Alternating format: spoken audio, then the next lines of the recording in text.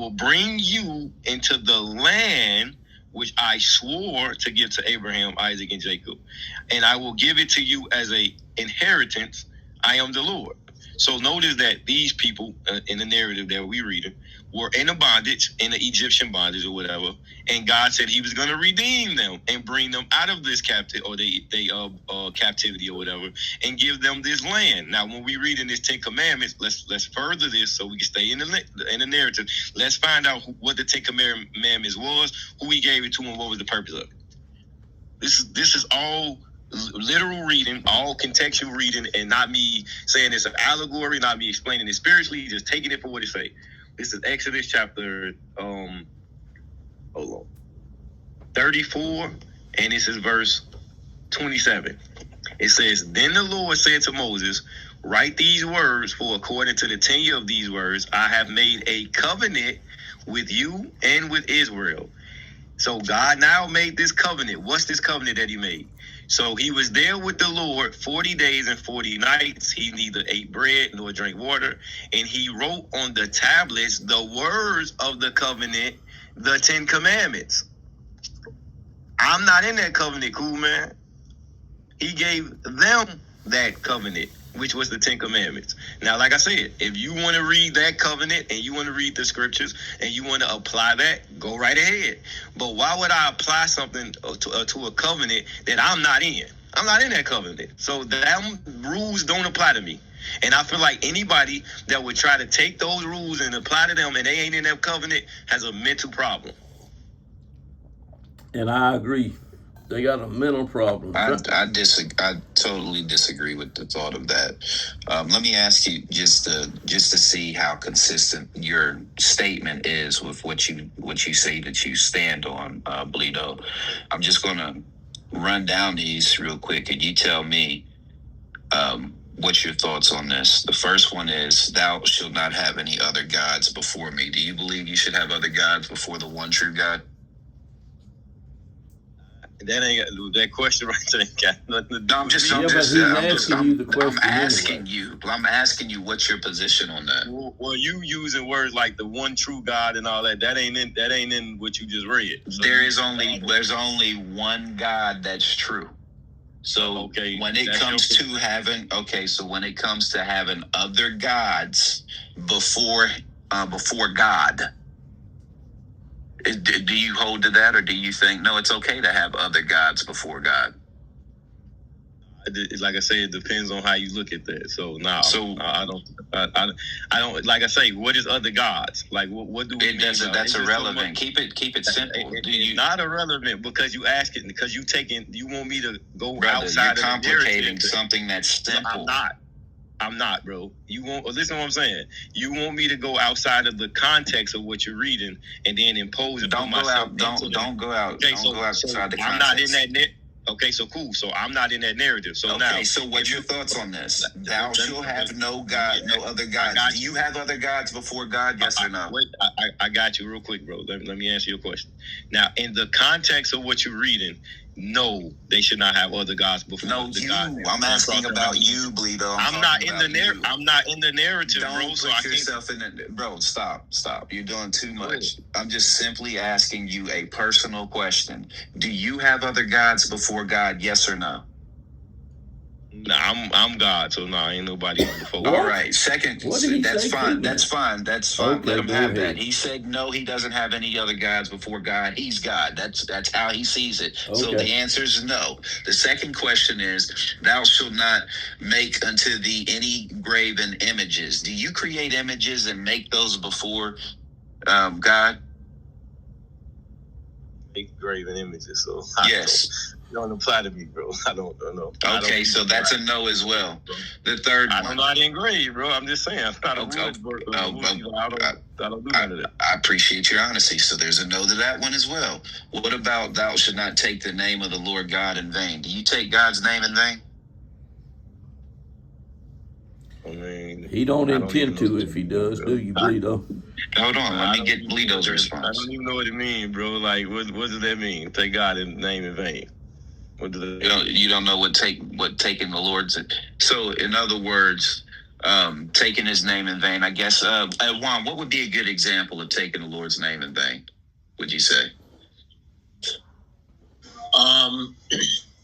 Misrepresenting his name. The character of what makes him who he is, pure, good, and all that. That would be so like basically saying that he's evil or saying that he's wicked when he's not. Would that be a fair observation of the thought? Do you say to walk down? So I'm gonna answer this, Kool Man, so you ain't gotta waste your time. If you finna walk down all the 10 Commandments and ask me, I'm going to, because I want to see how consistent your thought is. Okay, so we ain't gotta do all that. We can just get to the money. No, I want to do it. I want to do it I want to go through each one of them to hear your honest response. So do you actually take yourself? You said you're God. This is crazy, bro. Do you say that do you take yourself in vain? Do you say you're wicked? No, brother. All right, so that's a no too. The third one, and I'm only walking with your line of reasoning here. You said you're God, so we're going to stick to that.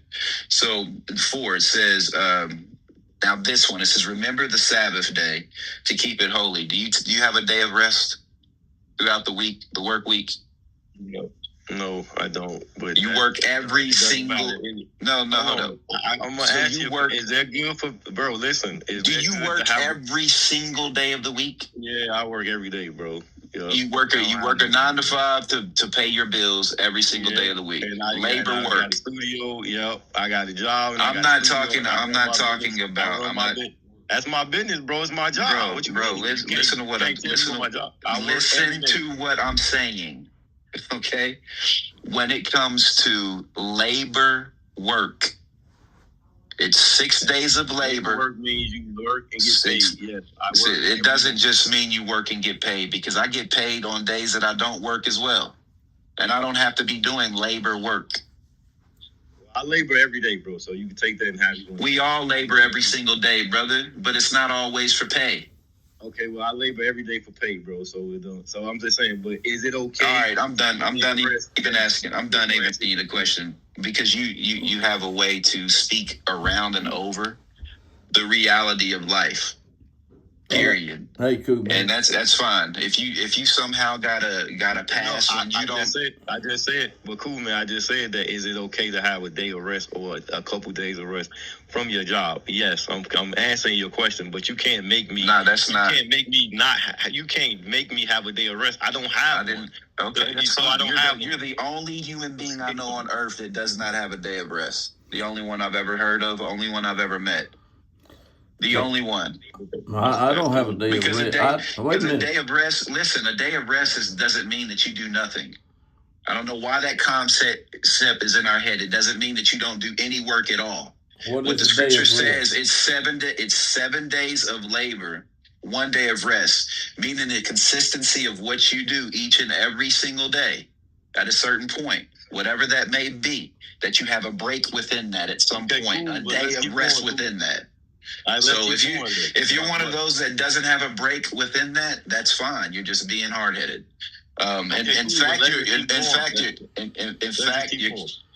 In fact, you're killing yourself quicker. And I don't know if you realize that. The day of rest is mandatory for just a human being. No, it's not.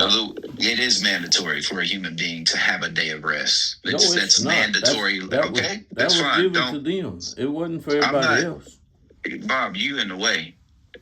I know you and Bleedo agree on this point, but I don't think that it's necessary to go any further at this point, because you've already proven the point, is that you just simply don't address what everybody's subject to. Whether you address it as the 10 Commandments or not, somehow you keep living life without a day of rest anywhere. I don't know how you're doing that. I rest a little while. You may think that you're not, but I don't know how you're even functioning. You should be. Me and Bleedo sleep. Hey, Bob, quit speaking when I'm speaking. Yeah, it's disrespectful. Let him finish so I can address his point. Go on, man. But I don't know how your body is even functioning without some day of rest. And that doesn't mean that I won't even go into the detail. I know that every human being has that, whether or not they address it as the Ten Commandments or within the Ten Commandments or not. I know that's just by nature. We're designed and built that way. Period. That doesn't mean you don't do anything in the day. You're resting from what it is that you've been consistently doing throughout the week. At some point, you have a day of that. Hey, brother, cool. Pretty much what you're saying is when you over excess on work to the body, it can do the body harm. Exactly. You got to give it time to recover and heal. If you over excess, you're not giving it time. You're breaking the body's health down. And that's by just default. That's just the way we're built. Like it can kill you quick. All right, cool. And we all sleep the rest of the night. But the whole point of what you're saying is it like where you was going. Even if I agree that there's nothing wrong with the Ten Commandments, like if I say, hey, everything in the Ten Commandments is good, I don't have a problem with the Ten Commandments. That still doesn't change what I read in the narrative. For an example, even though you asking me about the Sabbath day that you're reading about in the Bible, also in the Sabbath day, it tells you something. And this doesn't apply to me. So it's like you want to pick and choose what you want me to answer that applies to me, and then just act like the rest of this stuff ain't in the verse. Verse 10 in Exodus 20 says, but the 7th day is the Sabbath of the Lord your God. In it you shall do no work. You, nor your daughter, nor your male servant, nor your female servant, nor your cattle, nor your stranger who is within your gate. None of that applies to me. So you wanna just take half of that verse and ask me a question based off half of the verse to see if I'm gonna agree with it, but not continue reading the whole entirety of what the verse is saying. That's what I'm saying. And hold on, another thing, he actually explains why he gave them the Sabbath. Let's go to Exodus chapter 23. See, y'all can't play with me because I know the book. You could talk and play with somebody who don't know the book, but I know the book. Exodus chapter 23, verse 10. 6 years you shall sow your land. I don't have land. Kool Man, you don't have land. Or maybe you do. I don't know. Gather its produce. Maybe you do. I say maybe you do. And gather it in its produce. But the 7th year you shall let it rest. Do you let your land rest the 7th year, Kool Man? No, because there's certain aspects of the details that don't apply to me. But having a day of rest absolutely does. By nature, it's applicable for everyone to take that. In that land. So all those details, it's not just within the land. It doesn't say you've got to do that only within the land. It's addressing them in the land. It's not saying only do it in the land. I don't know why you're concluding that. Well, it did say within thy gates, which is within the. I know, but it's addressing them within the land. It's not saying only do it in the land. You didn't read that. All right, I got you. But let me finish. All right, so let me read the verse. All right, it's like rest and life follow that the poor of your people may eat. I don't know about that. I don't know if I talk about that part, but it's cool. And what they leave, the beast of the field may eat. In like manner you shall do with the vineyard and your olive grove. 6 days you shall do your work, and on the 7th day you shall rest. Now here's the reason why he gave them the Sabbath.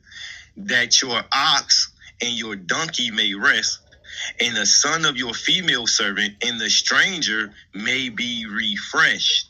That's the reason why he told them to keep the Sabbath day, so that they could be refreshed. Again, a commandment and a covenant that I don't have no parts in, or you have no parts in. Nobody in here has ever been under the first covenant. Nobody in America has ever slaughtered any animals, went to any Levitical priest, never been under this covenant. Yet you want to act like you are under this covenant. Bro, stop it, bro. Like, y'all need to stop that, bro. No, what's crazy is that's your cop-out, and it's a poor one. And anybody who thinks like that, it's a poor decision to go, because this was given to them back then and to them within their land, that and I'm just talking about the 10 Commandments. We ain't even went into the Levitical breakdown of all those other laws, that some of them are non-applicable for some women, some of them are non-applicable for men, because there's a sets of laws that are just for women, there's sets of laws that are just for men. So we know that there's a such thing as being set apart. With the 10 Commandments, that's not the case. All 10 of those everybody can do willingly. We didn't say we couldn't do it. Hold on. There's not one of those that you cannot apply to you today. And using that land situation to say, well, it was if you got an ox and it's got to rest. What it's saying is everything that you do that entails you working according to the labor law back then, and even applicable for rest on the Sabbath day, you need to put that to the rest. So it covered every aspect so that you don't miss one aspect of laboring and work. That's it. This is not overcomplicated. Whether it's in the land or whether you apply it today or not, you're supposed to rest from what you've been consistently doing throughout the week. This is not a bad thing. This is actually a really good thing. So how you're putting it to say because you don't got an ox and you don't own land and that's irrelevant. The bigger point, as you should know this allegorically, as you would highlight it, the bigger picture is that you need to rest from all things consistent of your 6-day work. Does that include preparing for food? No, that's what people would say. That's crazy. Why would that include preparing food? That's not a labor work. It's a work. It's not a laboring work. But don't we read that the Sabbath was made for man and not man for the Sabbath? That's right. So how does it not apply to us as man in this time when these commandments is put here so we can live amongst each other? So to say that the Sabbath don't apply to you, so you're saying that thou should not kill, thou should not steal, honor your mother and father don't apply to you today?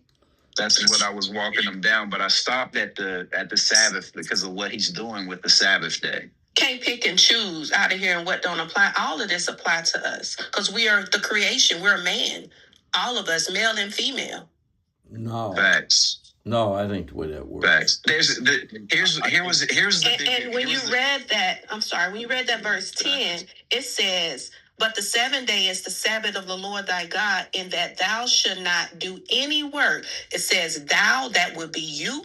So that would apply to you, whether you have a business where you got employees and servants or under you, then, but it says you.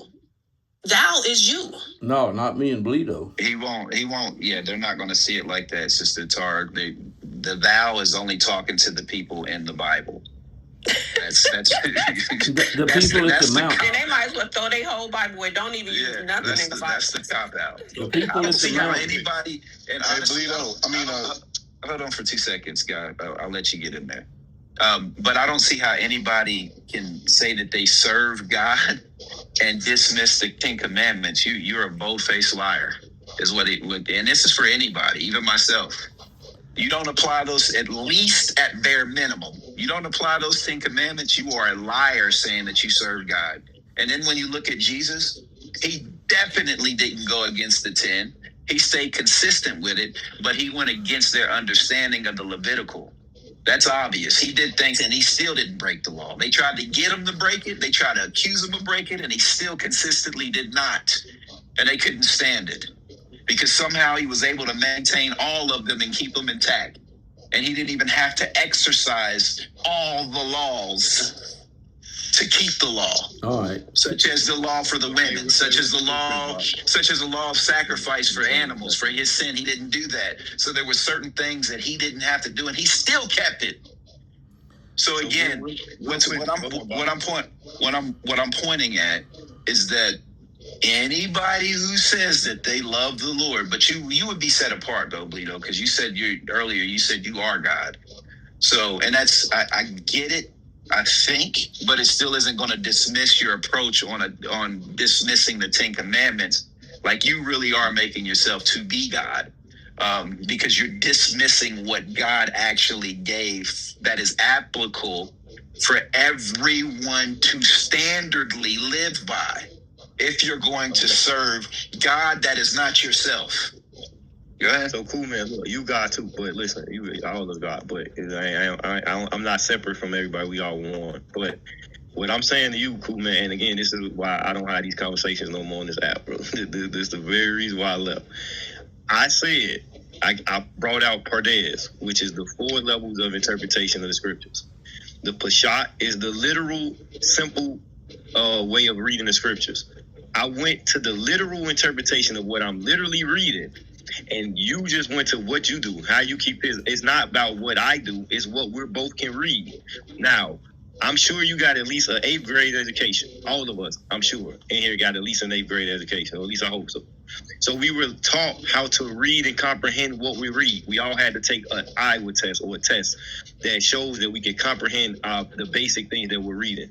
Now, I went to Exodus chapter 20 to show where God, whether I believe it or not, literal or not, whatever, where in the story I'm reading, a God gave a people 10 commandments. And the people were afraid of God. I'm reading the narrative. Then I went and showed you where in Exodus 6, the God appeared to Moses and talked to them about Abraham, Isaac, and Jacob and how he made a covenant with them to give them the land. I'm reading what it literally say, and then all of a sudden, we all got to follow. It's no we nowhere in that, bro. I'm not crazy. If y'all crazy, that's on y'all. Y'all choose to be crazy, that's on y'all. I know how to read.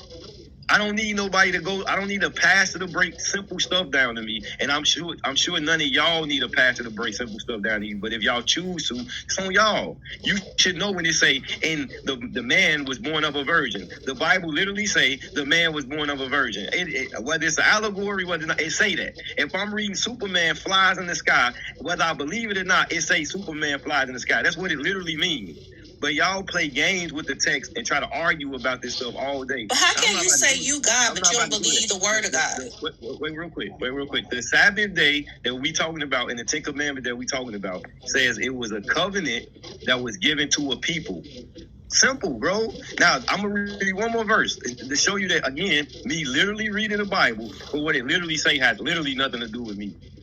This is Hebrews chapter 9. This is who Jesus that y'all say believe, but y'all believe in. It's verse 14.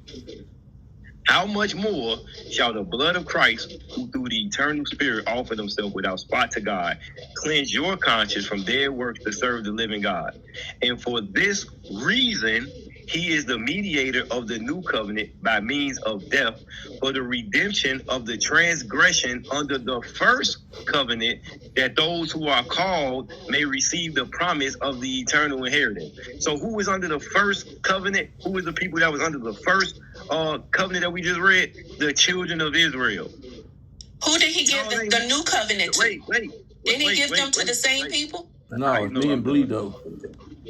He gave them to the children of Israel. No, let's let. So the covenant was given to his priests to teach the other nations. Those chosen people that he gave it to are his priests. Are you forgetting that part? So and what is the priest to do to teach? Let's let Bleedo finish his line of thought, because I don't see eye to eye with what he's saying either, but I hear what he's saying. But let's let him finish it all the way through. Go ahead, Bleedo. I mean, I'm just saying, like, if we can't read it for what it say, then it ain't no point. Like, it say what it say. Like, you can believe what you want to believe. I got my beliefs. I believe it's allegory. I believe it's spiritual. I believe it's metaphysical. I could go into breakdowns of my beliefs.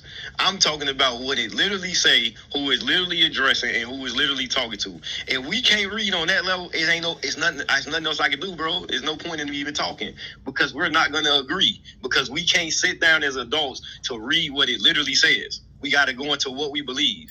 And if that's what we're going to do, it ain't no point. So, Bleedo, I hear your point, but just reading something as it literally reads doesn't always give you a literal understanding. Here's a for instance. Are you familiar with idioms? Bleedo?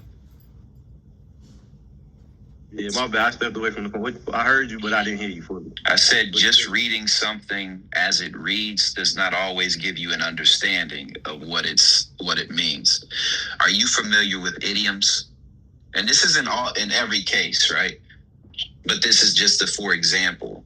So if I gave you an idiom like it's raining cats and dogs, does that mean when you go outside, you're going to see cats and dogs falling out of the sky? Because it reads that way. But does it literally say it, though? That's what I'm saying. If it was written down, it's raining cats and dogs, written on a page.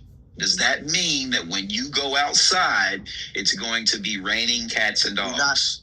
We're not talking about how we interpreting it. We talking about what it literally says. Brother, it literally would say it's raining cats. Let me rephrase it. If you read on a piece of paper, it says, yesterday it was raining cats and dogs. Does that literally mean it was raining cats and dogs because it reads that way? No. So now listen to what you're saying. Because I want you to. I really hope you getting what I'm trying to say to you. I don't just get what you're saying. I understand the pivot. I see the stiff arm. I see the stiff arm against why you don't hold it. Yeah, it is. Why you don't hold to the 10 Commandments. I see why. And you're making it very clear to the listeners and those who hear you. It's not a mystery. You're very clear about why you don't receive the 10 Commandments. You're very clear on that. I don't think anybody who was listening doesn't understand what you're saying. Although I don't. This is why I was asking you those questions I asked you before. Which you started off honestly answering them, and then when we got to the Sabbath, all of a sudden it's an issue. Okay, listen, I'm gonna ask you a question. So if it's an idiom that is raining cats and dogs, and let's say I'm raised in the West and you raised in the East, and the meaning for you of it's raining cats and dogs means that it's raining heavy or it's raining a lot. And then the meaning for me being that it's raining cats and dogs, from how I was taught, it's a hurricane or it's a tornado. So now both of us know that it's not literally raining cats and dogs. Both of us have an interpretation of what the idiom mean and what the idiom represents. We disagree now. Well, see, how I was raised, it means it's just pouring raining. And I'm going to say, well, how I was raised, it means it's a tornado. So now we both have an idiom that has different meanings to it because of where we was raised at. That's not at all why. That's not why I position that. I position that because you said you take what you read literal. I said, listen what I'm saying. That's what I'm saying. You ain't hearing me, Kool Man. You said it literally means what you read. That's what you were highlighting. Let me just show you something real quick, Kool Man. Otherwise, I wouldn't even use that as an example. Right, hold on. I'm going to stick with the Bible. So in the Bible, we say that Adam and Eve, there was a talking serpent in the garden, right? Now, it literally say that, right? That it was a talking serpent, right? Or the serpent was talking to the woman. They literally say that, right? Yeah, and that's not an idiom. Okay, wait. Okay, that's from your perspective. It's not idiom. No, that's from the biblical perspective. It's not an idiom. It is an idiom, but that's no, cool. It is not. Okay, cool, bro. Just hear what I'm saying. I literally can read that it say it was a serpent that talked to them, and you literally can read that. We can agree on that, correct? Yeah, but what we're not going to agree on is that it's an idiom. Okay, right. So that's my point, bro. Now you're making my point. So if we reading it for what it literally say, we not gonna argue with each other, but we gonna argue when we go into the interpretation of what we reading.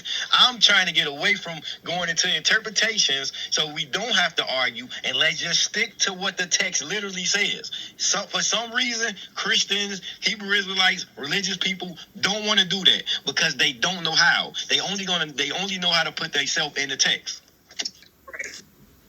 Let me ask you this: if people were not able, who's that? Oh, go ahead. I did say you could get in there. Go ahead, man.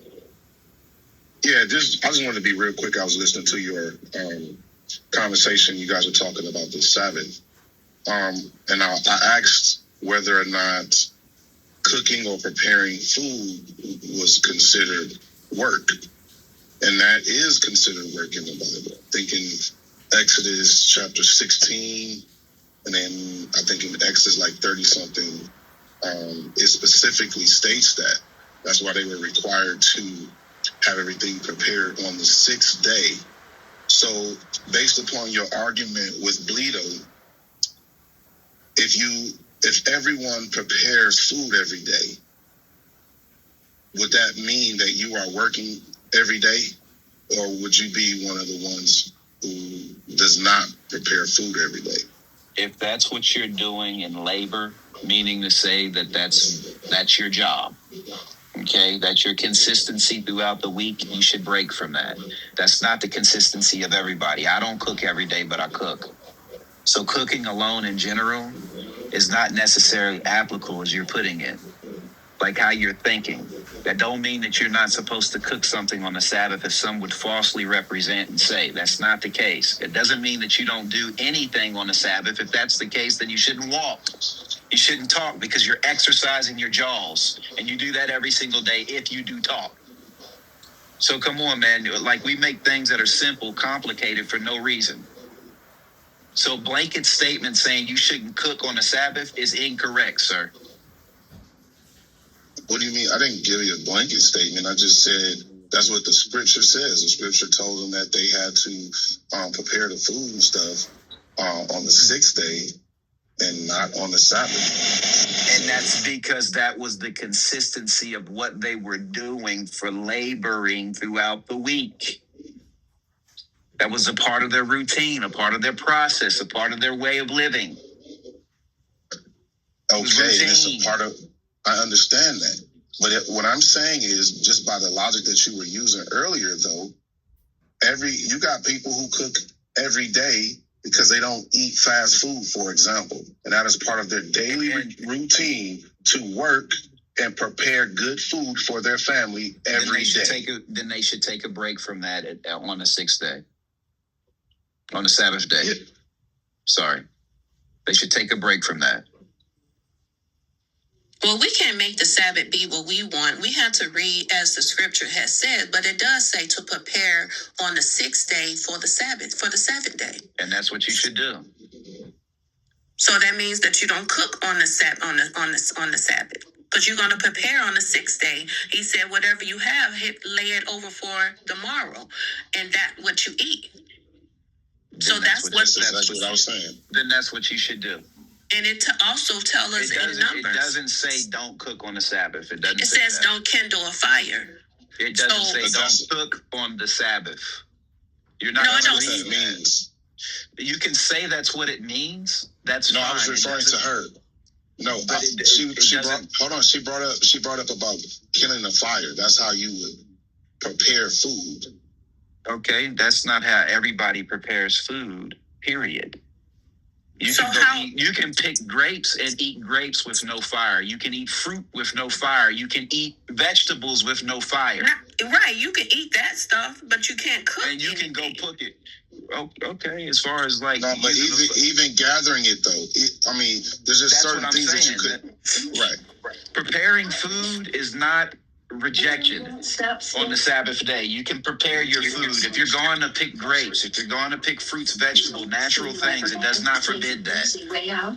No, that's not true. It does, because that's work if you're going out picking. Correct. You know what else is work? That's work. Atar, is walking work? No. Moving your arm. So that's not because he tells us to have a holy convocation. So you have to be able to get to the place to have that holy convocation. So when you're walking around every day, that ain't work? No. That's crazy. Did you know that Jesus identified even speaking to be a works? Are you familiar with that? Let's read that. I can give you the scripture. Let me pull it up. Because see, this is how I know a lot of us go off of what we've heard, and we don't really pay attention to what's actually being shown with Christ. Watch this. And you've read it, and we've all read it 1,000 times. We probably didn't slow down to pay attention. Watch this.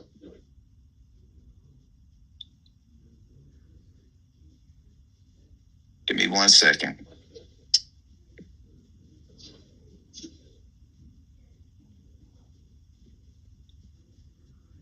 All right. It is...